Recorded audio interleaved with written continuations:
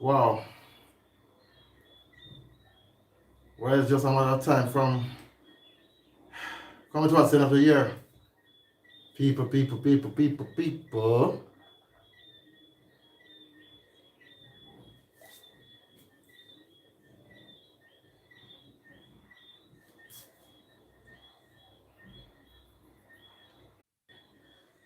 Ah, well, well, wow.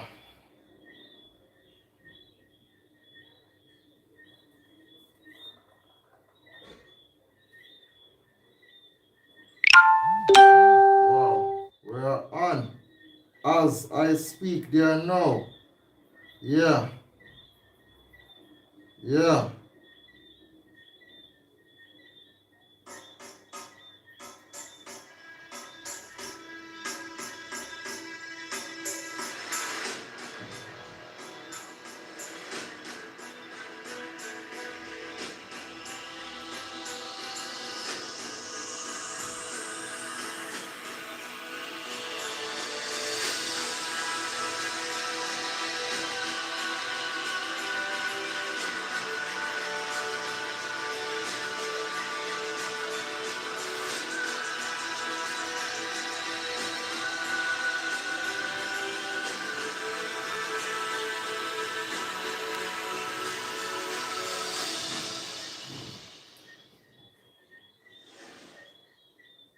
Good evening, guys and girls. Welcome to Atj Vibe Live. Yes, it's a beautiful Tuesday, the 7th of December, and we're coming towards the end of the year 2021. Yes, we are talking roughly 24 days before the end of this year. Well, COVID-19 pandemic still a keep, but it seems as if there are so many things happening the world over. Yes, and good evening to you, whether you are joining me on Facebook, YouTube, or Instagram, where there will be a delayed video broadcast on Instagram for the matter. But those who are seeing the live stream via my YouTube, you are welcome. So here's the situation now, guys. We have seen a lot of things coming to the forefront right now. We are all aware about a republic. Yes, and it's now here to stay. Thanks to Mia Motley, that is one trending event going on. Not to mention Robin Rihanna Fenty becoming the latest national heroine of the Republic of Barbados, being bestowed the honor by the president of the country, Her Excellency Sandra Mason, on the advice of the Prime Minister Mia Amor Motley. Trust me, everybody's talking about Rihanna right now. Plus, migration issues still lingering as it relates to Eastern Europe and Western Europe. There are refugees seeking protection in Western Europe, but it seems as if there's been trouble at the border crossings and the growing concern of the continuous container crisis, yes, shipping container crisis around the world, in spite of the fact that a lot of people have been shopping for their Christmas. So this is not a good sign there and now, and trust me, the concerns are very much out there. Plus, the Miss World pageant is set for next weekend in San Juan, Puerto Rico, which is roughly 1.5 hour plane ride, direct plane ride from either Kingston or Montego Bay to San Juan. If you're going to travel through Miami, you're talking about in excess of 3 hours, because you have to fly to Miami, which is roughly 1 hour and 30 minutes. Possibly, if you get on the next flight, you're lucky enough to make that 3 hour trip complete, unless you get a 2 to 4 hour layover, depending on the situation. Plus COVID-19 still a keep. So testing have to be done prior to, so you could at least submit the details to the relevant airlines so everything is safe and secure. But with the fact that our very own Kalia Hall is heading to the prestigious pageant, the 70th anniversary of the Miss World in Puerto Rico, means a lot. Of course, our very own, who has held the longest reign of the Miss World, Tony and Singh, is preparing to step away from the greatest stage ever. She has done her time, even though the last pageant that was to be held in 2020 was cancelled because of the pandemic, and the Miss World organization decided that she should hold on to the crown until such time. That, alongside, guess what? The FIFA Arab Cup. Yes, if you're a big soccer fan like me, wearing my national team jersey, well, any team jersey at all, national team jersey, club jersey, well, at least you'll have been following the excitement and savoring the moments. Because trust me, everybody talking about Qatar, Iraq, Algeria, Morocco, Jordan, Palestine, so Northern Sudan or Sudan. Trust me, it has been a lot of excitement these days at the FIFA Arab Cup. And we have Jamaicans making waves in the youth Pan American Games that just completed recently in Cali, Colombia. Yes, the first Pan Am Games. No medals to show, but guess what? They have reached a very critical point in their lives. They have demonstrated what it is to be champions. And their next major journey is the Pan Am Games next year in Santiago de Chile, then the Olympic Games the following year in 2024 in Paris. Yes, that was where all crucial decisions were made to establish the International Olympic Committee and the Games in particular. So trust me, welcome, welcome, welcome. Before we go, we have to put some music into the spin. So hear this right now. So Christmas song to kind of kickstart some good vibes. So listen this. It's coming from our very own Fab Vibe, and it's entitled Christmas Music Bro. Please note, as it is to copyright, it's just for fair use, with the intention of entertaining, informing, and educating the members of the general public, wherever in the world you are, whether it's in Jamaica, the United States, Canada, UK, any part of South America, Europe, Africa, Asia, Oceania, in particular Australia, New Zealand. And big up to my little sister and her good friends over there in Yokohama, Japan. Yes, man. Trust me, Christmas turn up, powerful end of the fence. But anyway, listen to this. Pardon me, guys, for the commercial that's kicking in.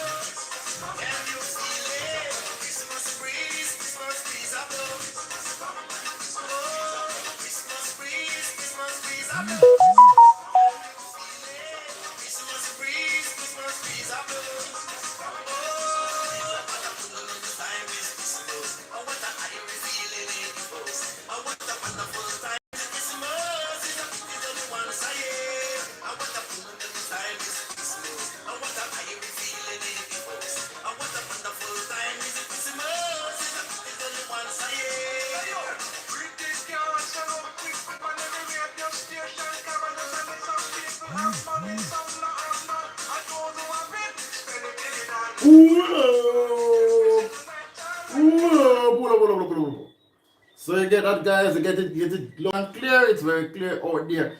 Because of Fab Five, not to mention the leader Fab Five, grew up Cooper. Trust me. Every year we can listen to your songs at any given time. Yo, trust me. You have to block the contents. Fab Five and Christmas time. Trust me, amazing. But we have one more song to play for you before we get into the nitty-gritty of everything. And this comes from Unique Vision. Christmas Jamaican style. Trust me. Long time song, but still relevant. So, go ahead.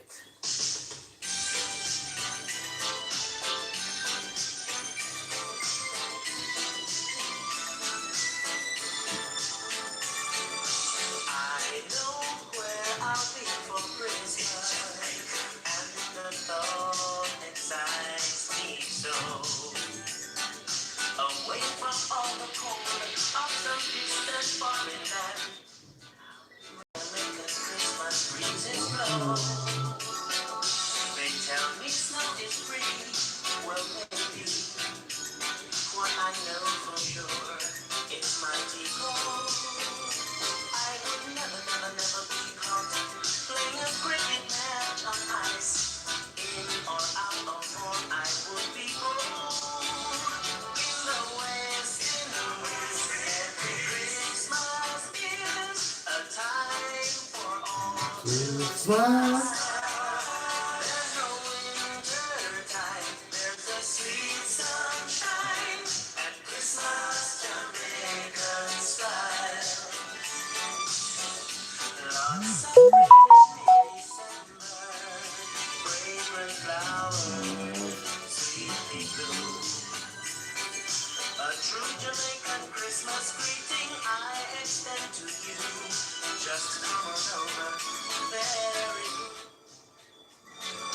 jogging, shopping, or just dancing on the beach, or checking out a show. In Jamaica, it is fine to go fishing all the time. It's lots more fun than fishing in the snow. In the West, every Christmas is a time for all to smile. There's no winter time, there's just sweet sunshine at Christmas Jamaican style. Okay, so that's it. Yes. Thank you, Unique Vision Band, for giving us some vibe in these settings. So let me just go straight into some interesting news there now. And you have been following what is happening at Parliament today.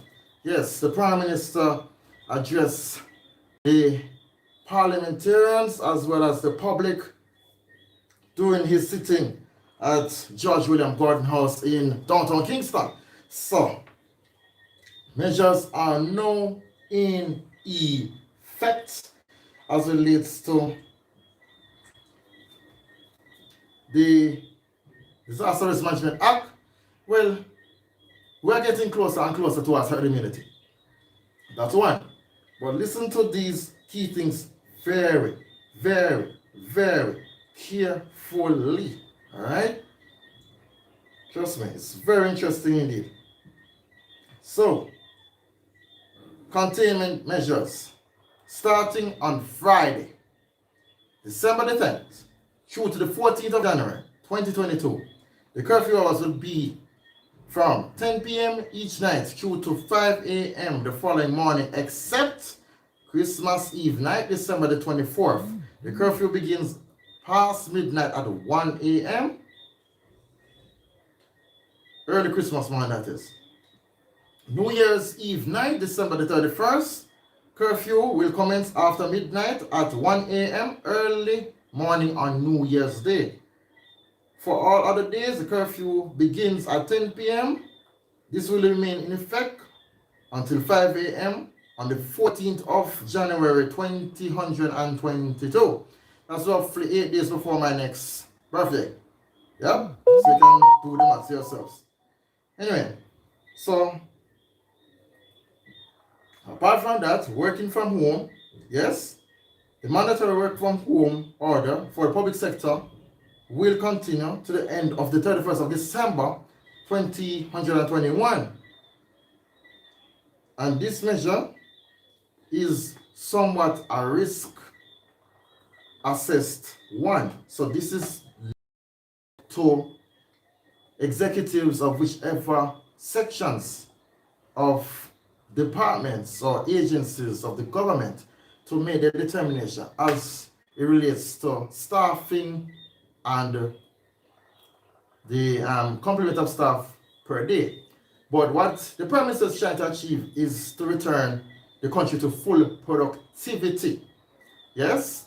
And it's a very interesting one. In fact, I'm going to speak somewhat on it on my 2 cents as it relates to the whole idea of getting back the country's public sector for full productivity later on.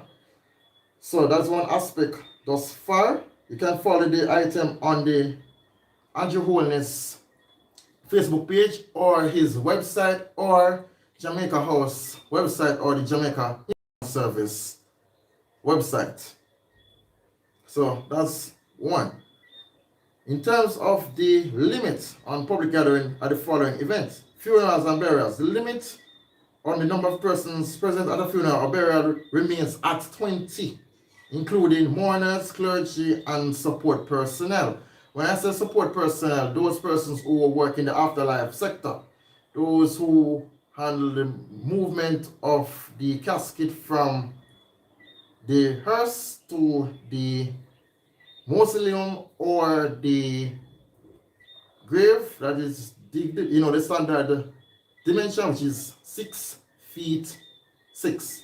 All right. So remember, guys, 20 is the limit that's still in effect, and the time when funerals and that is include burials to take place lasts between Monday through to Friday at 9 a.m. to 4 p.m.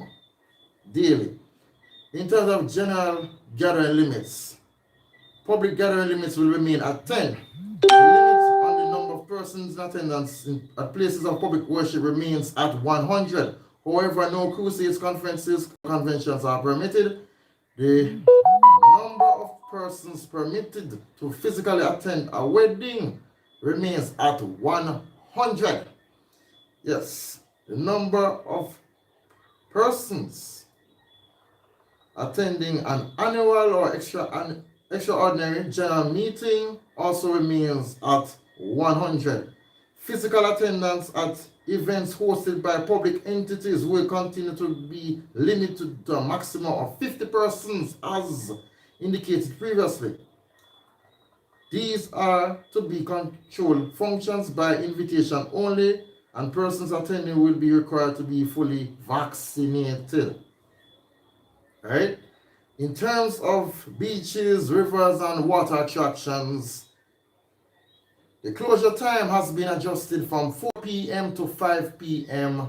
daily. So those who seek to enjoy the river parties or a beach picnic, you can do so, but please do so responsibly. All right?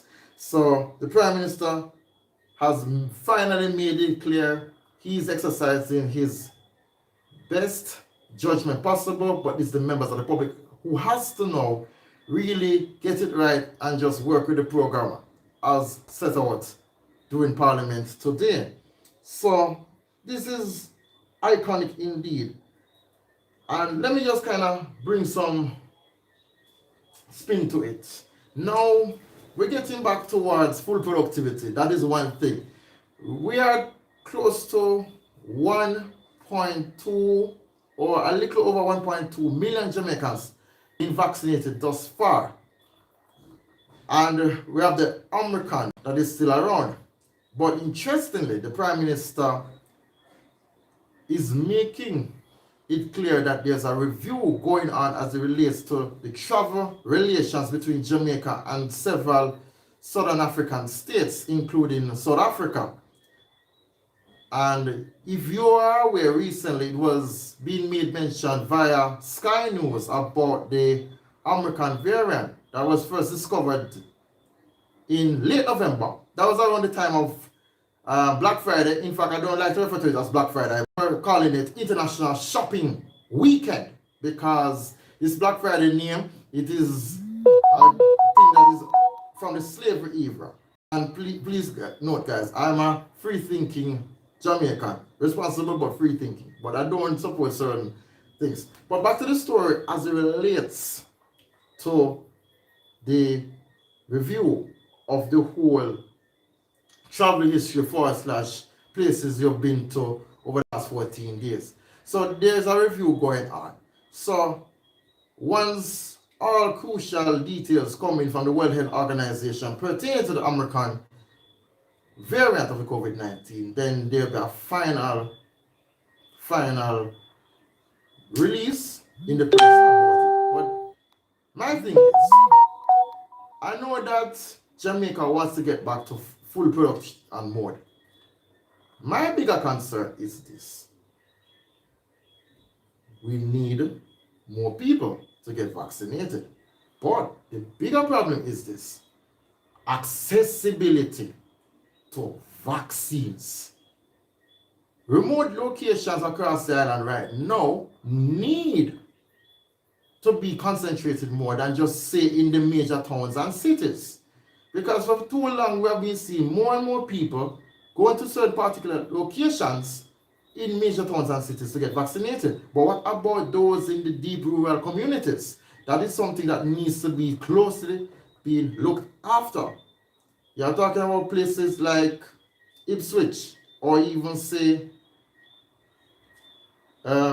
Freehill, or Above Rocks, or even say a section of Sligoville, or even for that matter, what about a place like Granger, right? And this is Jamaica right now, as I speak. I hope Dr. Tufton can look into getting towards setting more vaccine sites in place so they can address the issues. I know that for most workplaces right now, they have issued what is called notices of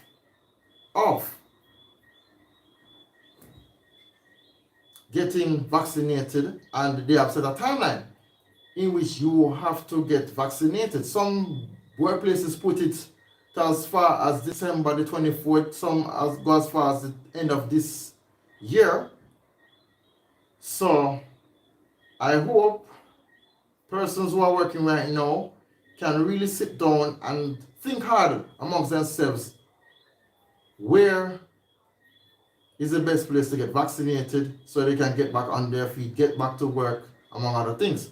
Right now, even persons who are getting hired for the first time, they have to present their vaccination details.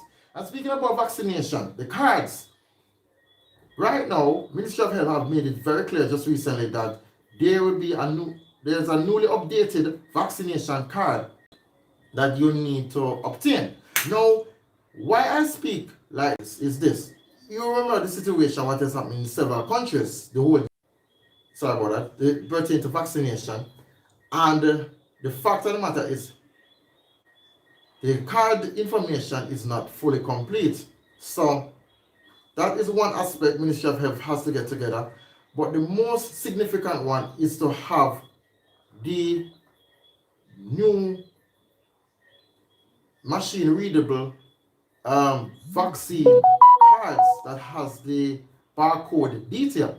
Now when I say machine readable vaccination cards, that means when you put the barcode against a sensor, it should pick up all the vaccination details about the individual, whether male or female, adult or child. And it should make it a lot easier to address any issues pertaining to movement, whether it's in a public space or wherever it is, whether it's in a car, bus, aircraft, or in a workplace.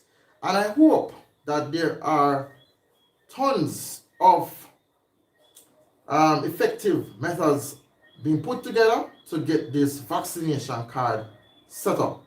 I'm concerned, even some people right now are concerned where to obtain it, among other things. But I'm looking forward to see that new vaccination to call for.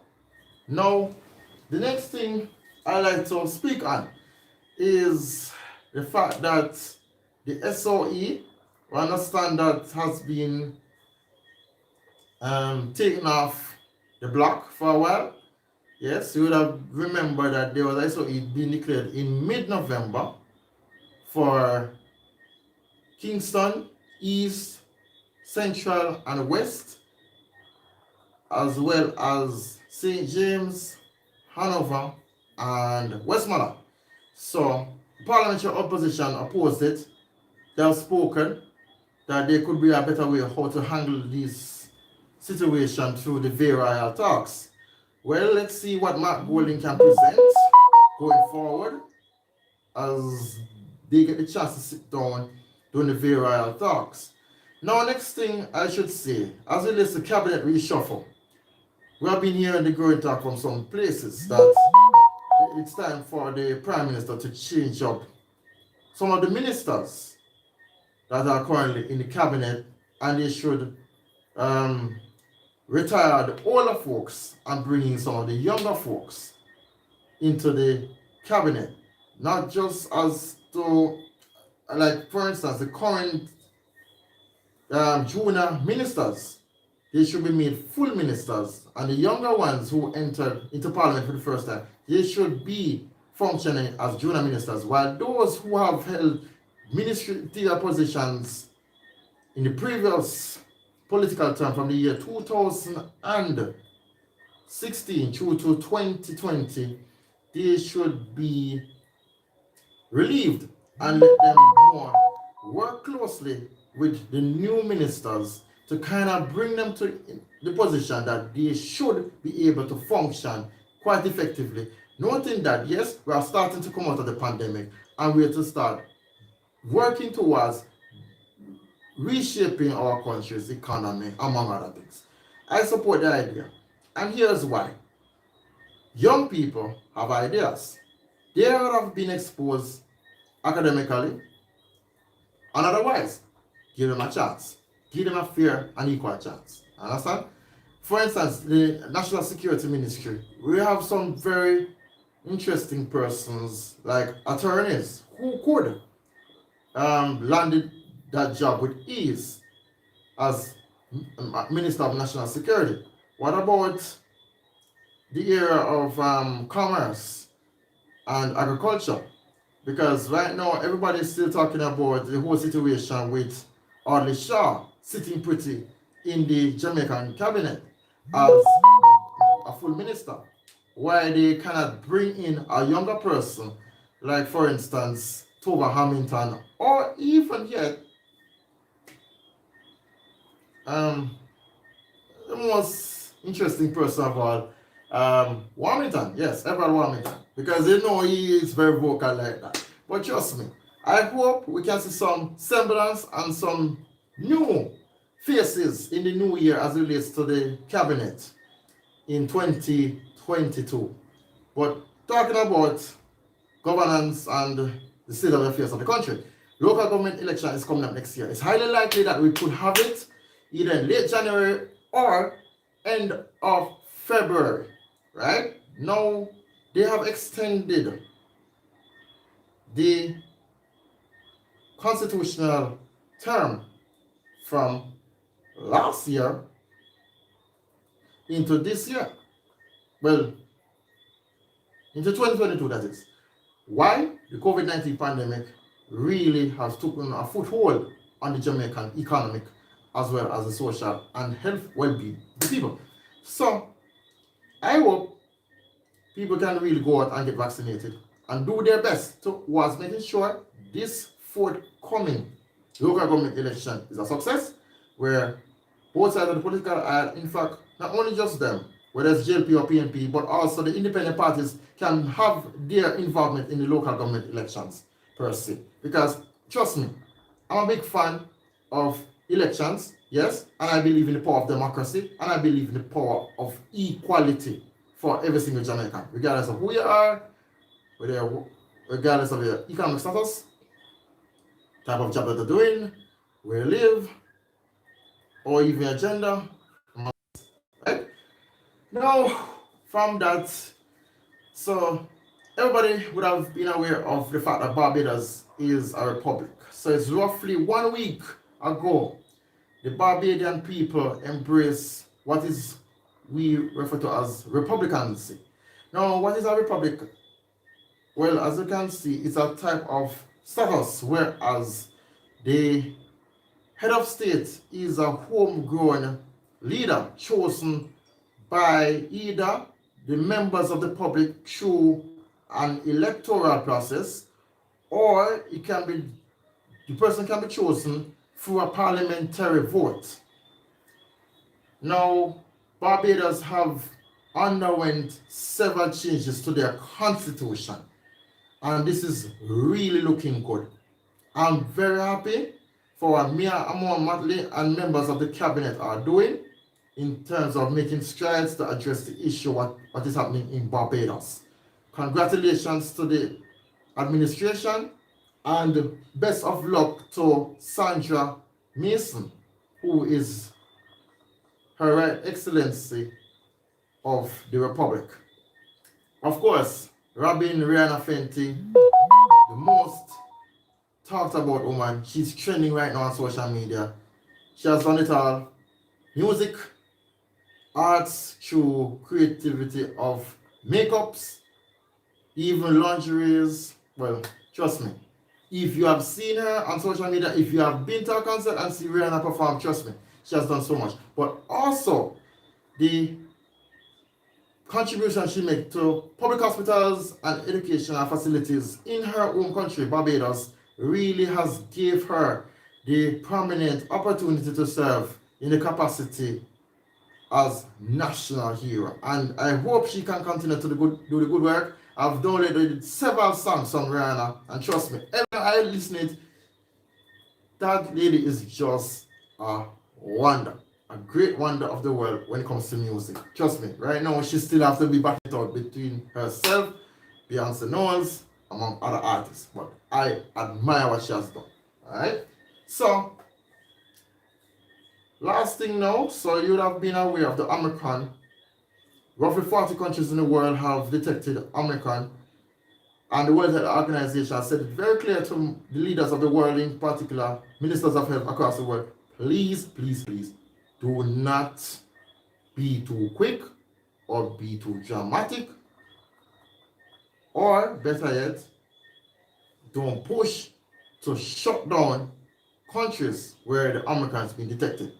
Now, the Jamaican leadership said, we are going to continue with this. Review is going on. It's likely that the connection between Jamaica and South Africa will be reopened. Britain, they are going to do their review in short order. So too are the rest of the European Union nations, Canada, and the United States. Several persons, including human rights activists, shouted that it's a case of racism. And the thing about it, the South African health officials, in fact scientists, have demonstrated the fact that they have some form of integrity in highlighting the fact that they have discovered it, but they have to do their own analysis and send the samples to the relevant health organizations in other countries for further testing, among other things. And trust me, based on the situation with the Omicron variant of COVID-19, we haven't heard of any persons dying from it. We have heard about mild symptoms, among other things. But please guys, wherever in the world you travel, please remain safe. Alright? Now, let's go direct into sports. So you would have been aware of the Pan Am Youth Games in Cali, Colombia. Jamaica brought some vibes, brought some energy. We have seen it in surfing, swimming, martial arts, fencing, skateboarding, and trust me, I'm very pleased because what is happening right now, the Jamaica Olympic Committee are doing everything in their power to help young people to find their best talents from early, because the next Olympic Games to be held in Paris would be something that they are going to be looking at very closely, and to see how best they can get these guys to other pre-games camps, as well as to develop these athletes into what is called gold medal contenders. And I'm very happy because we all know about athletics. We do well at that. And I'm very, very pleased with what is going on. It's not only just a case of Chris Samuda doing what he's doing, but also those who are acting in the youth department of the National Olympic Committee. Kudos to you. Next, netball. So you would have been aware of the recent three-test series between England and Jamaica in the United Kingdom. So won our first game, but the second and third games were played in a very patchy state. But Connie Francis is right in calling for additional coaches, additional personnel to help groom these members of the Sunshine Girls for future tournaments, including the Commonwealth Games to take place next summer in Birmingham, UK, and the World Championships that will follow the other year. And this is something that is worth calling for. So we have seen some of this stuff. Aiken doing well. Trust me, they amaze me a lot. And Fowler, I know that she has been doing well in the Oceanic netball competitions. That is the ANC series. But trust me, they need additional help to get these ladies into a state of readiness to at least go to the final of the Commonwealth Games next summer. So, respect to you, Connie Francis, once again. You have been doing very well. Now, as it relates to the FIFA Arab Cup, that is the penultimate topic we're going to touch on. So, if you have been following the football very closely, I know that most of you guys will be stuck on the UEFA Champions League or the UEFA Europa League, that is the second tier to the Champions League. The FIFA Arab Cup has been grabbing a lot of headlines here, there, and everywhere. And let me be honest with you guys, this is a build-up to the main showpiece next year, November the 21st through to December the 18th.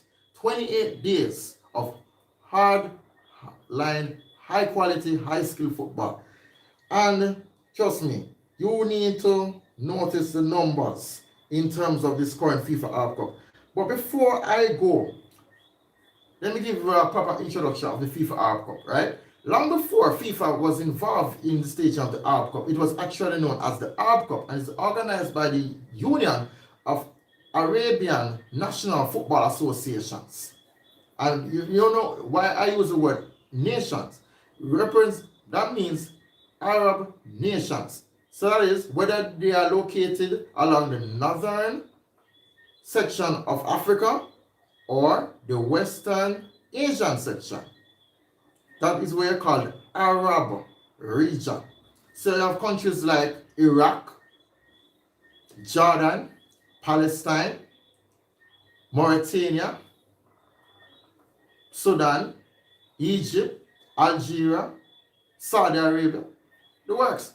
And trust me, this FIFA Arab Cup tournament really has brought some form of ecstasy thus far. The opening fixture was a mega hit so far. Now, let me just give you some facts as it relates to what is happening thus far in the tournament. So 24 matches have been completed out of the 32 matches that are allotted for this tournament. 61 goals scored, 72 yellow cards, 13 red cards. An average of 2.5 goals scored per match. The leading goal scorer of this tournament is Jasiri Sifedin, and he's from Tunisia. And Tunisia has been producing some very good footballers. In fact, they have won 2 of the CAF African Cup of Nations tournaments. Plus, at number 2, Akram Afif of Qatar, 2 goals in the FIFA Arab Cup. And tied also in second place, Bonija Baghdad of Algeria. Now look at it, guys. The top 3 footballers have scored a combined total of 7 goals between them, right? The top two, sorry, in fact, out of the top 3, the 2 best top goal scorers are from Northern Africa, Tunisia and Algeria. What this tell you about this FIFA World Cup is downright simple. Northern African footballers are really getting their best games yet. And when you look at the point standings, it also provides the right juice to explain it all. Now, let me just run through the table thus far from the group stages. Group A, Qatar, finishing with 9 points, maximum 9 points. They have played all their 3 matches, 1-3, draw none, lose none. Goals for 6 and goals against 1. Therefore, a superior goal difference of +5. Oman finished at 2nd place, that is Qatar's neighbor, with 4 points. Won 1 game, lost 1 game, drawn 1 game, with a superior goal difference of 2. Iraq, they did not make the cut into the last 8, but they have played all their 3 games, drawn 2, lost 1, and have a -3 goal difference, leaving the tournament with 2 points. Bahrain played all their 3 games, drawn 1, lost 2, -4 goal difference, leaving the tournament with 1 point. Now, Group B, look at this, guys. Tunisia, with their leading goal scorer of the tournament, Sifredi, yes. Total points earned is 6. 3 games played, 2 wins, 1 loss. Goal difference of 3 goals. UAE, United Arab Emirates, played all their 3 games, 1-2, lost 1, with a superior goal difference of 1, leaving the group stage with 6 points going into the quarterfinals. Syria, they had an interesting tournament. They won 1 game, lost the remaining 2 games. And they have 4 goals against 4 goals for. Therefore, it is flat out 0. But they earned 3 points, and you can say, yes, they did their best in the Arab Cup. Respect to Syria, I know that the political, economic, and safety concerns still exist. Mauritania, yes, the Western Northern African country of Mauritania, played all their 3 games, won once, lost twice. -4 goal difference, leaving the tournament with 3 points. Now let's look at Group C, the group of interest. In fact, the group of death. Morocco, Jordan, Saudi Arabia, and Palestine. Look at it, guys. Morocco left the group stage scotch-free going into the quarterfinals with a maximum of 9 points. 3 games played, all 3 games won, with a superior goal difference of 9. Jordan played all 3 games, 1-2, lost 1. Superior goal difference of 1 with 6 points. Saudi Arabia entered the tournament as the hardline favorites, but luck wasn't on their side. The many time FIFA World Cup qualifiers, ago, between the year 1998 to the most recent tournament in Russia. Played all 3 games, draw 1, lost 2, -2 in terms of goal difference, and 1 point. Palestine went to the tournament as the underdogs, but guess what? They draw 1 game, lost the other 2. With a -8 goal difference, they left the tournament with just only 1 point. So better luck next time in the next FIFA World Cup, once it's called out into being again. Now, Group D, everybody talks about the great Egypt team, but there's no Mohamed Salah to show up. So the youth side work alongside with some of the experienced players that involved in the Egypt Premiership. And this is the end result. After 3 games being played, Egypt won 2 games, drew 1 game with a positive goal difference of 6, leaving the group stage going to the semifinals with 7 points.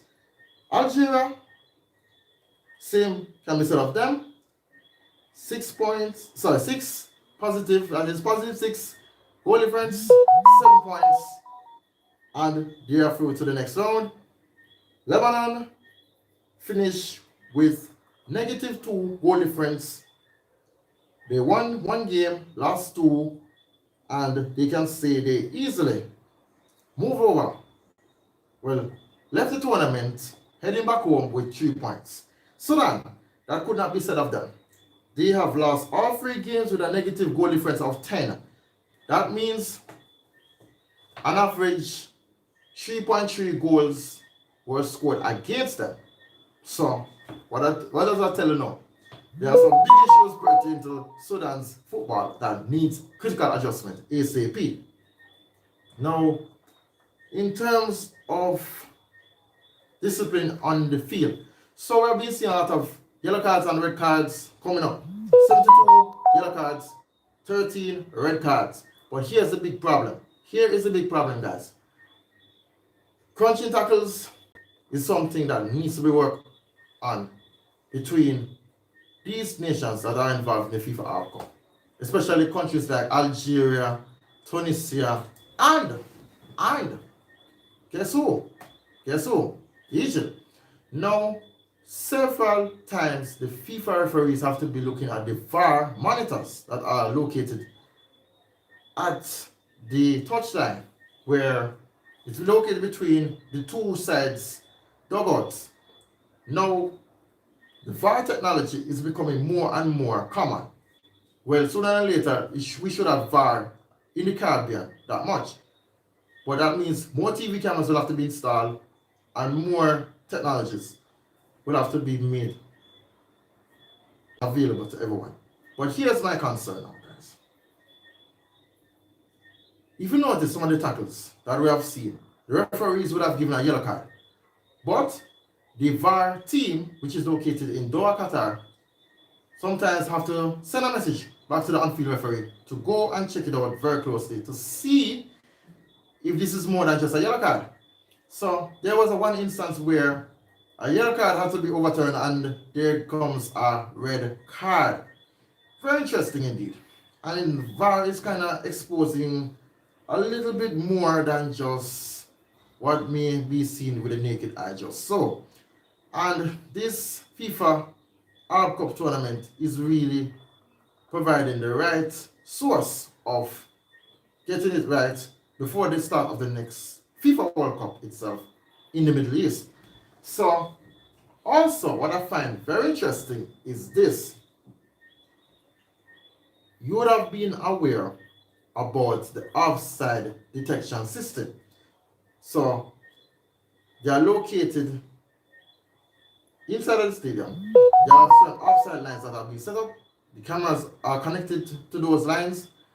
The referees have devices like watches or some sort of devices to be able to pick up where the offside acts may have occurred. But I hope that when this FIFA World Cup tournament is over, we'll have a better understanding of what to expect at next year's World Cup.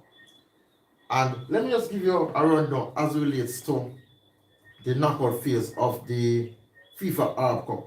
So, the knockouts go as follows. On the 10th of December, Tunisia will face Oman at 10 a.m.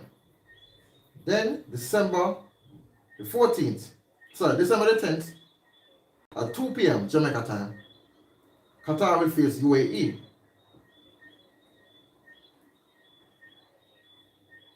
Now, the other groups in the FIFA Arab Cup, well, not other groups, other head-to-head fixtures in the FIFA Arab Cup will be like this.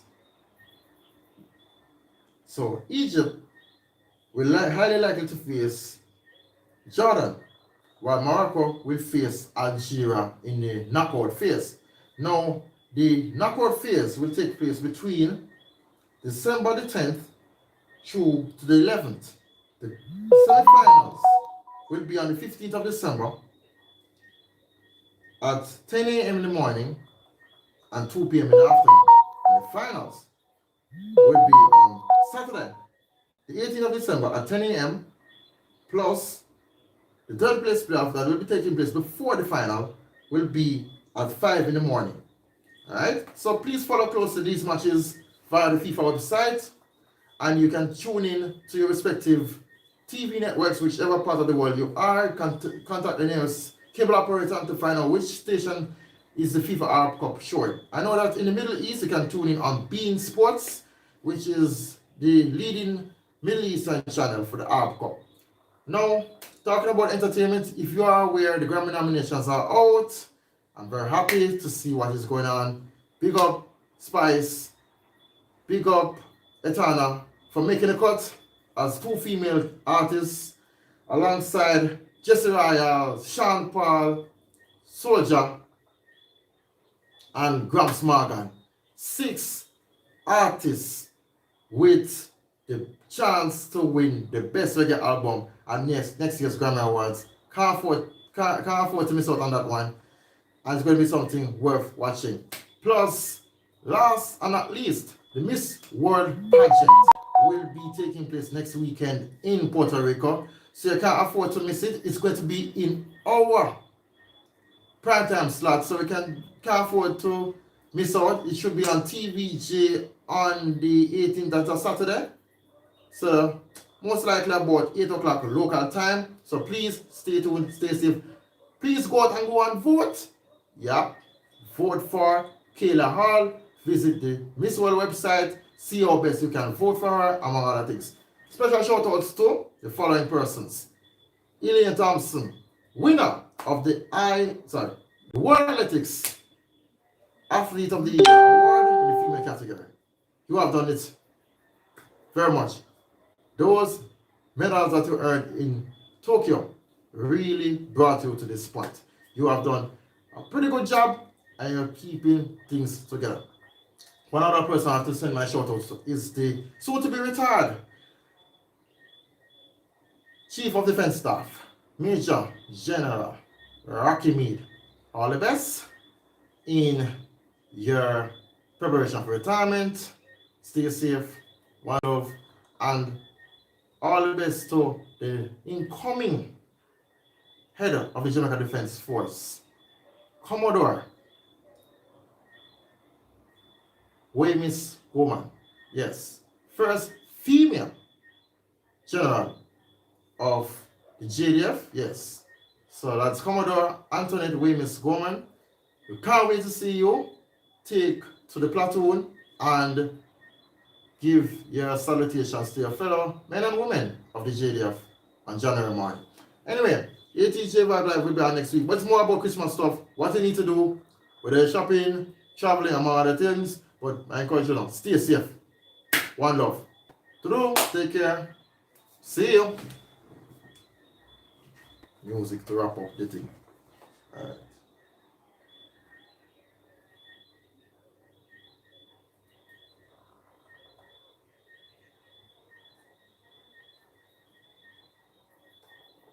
And enjoy Christmas in the sun. And to start the program, here is a stage crew with a theme song, Christmas in the Sun.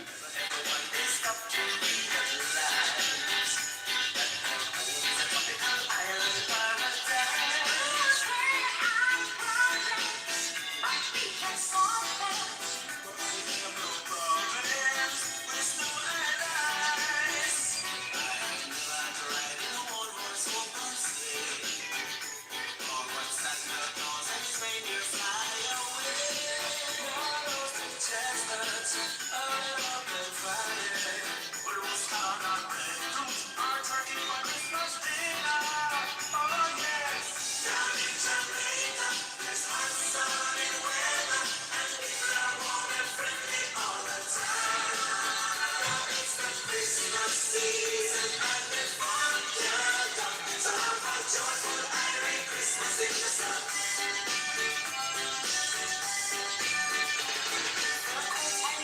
Don't mean a thing to me.